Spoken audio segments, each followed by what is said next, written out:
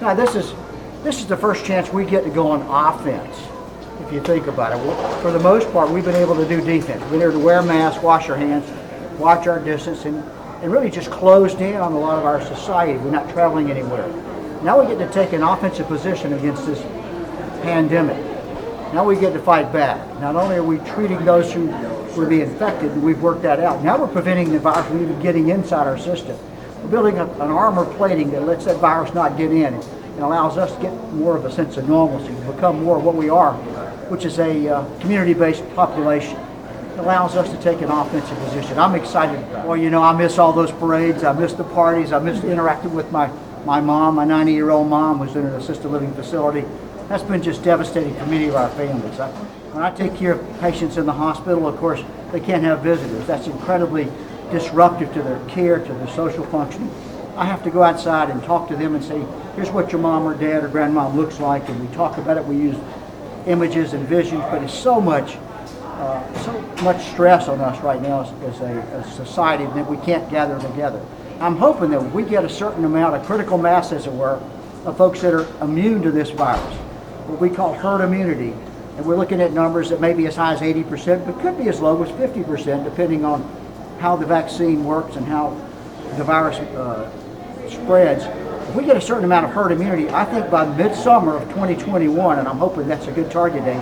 Dr. Fauci mentioned that in the last media representation with him a couple of days ago. Midsummer of 2021, we might be able to have more meetings, more gatherings, opening up our business and schools without as many restrictions then. But until then, we're still going to have to wear the mask even after we've been immunized, and have our social distance and wash our hands. Does this feel like a bit of a morale boost in a way to kind of rejuvenate? We're really excited about morale here. You're right. I mean, my colleagues in healthcare at the front line, we're having some COVID fatigue. You know, every day you're not sure how many patients you're going to have to deal with. You're not sure what next curveball you can be thrown by the COVID virus pandemic. So it's tiring for us. I'm filled with optimism today.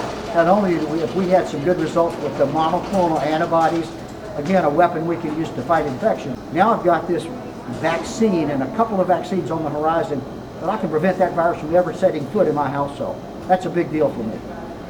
Right now it's voluntary for workers here to do this.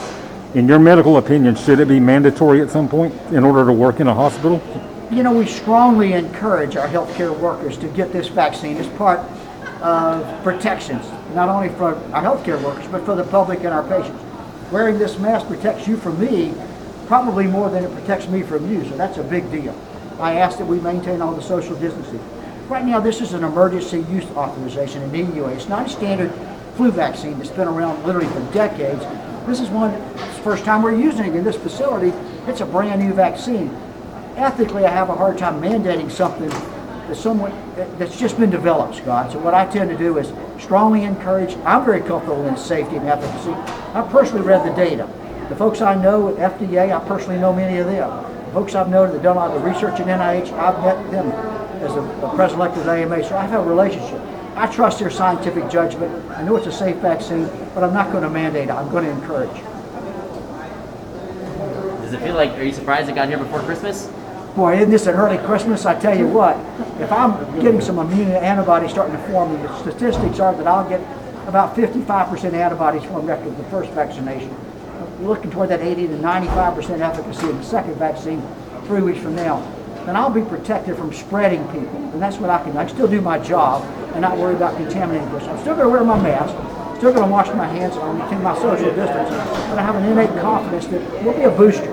If I can spread that confidence and that ability to protection to other healthcare providers, other critical workforce people, and to patients, then I'm going to be successful and be very optimistic.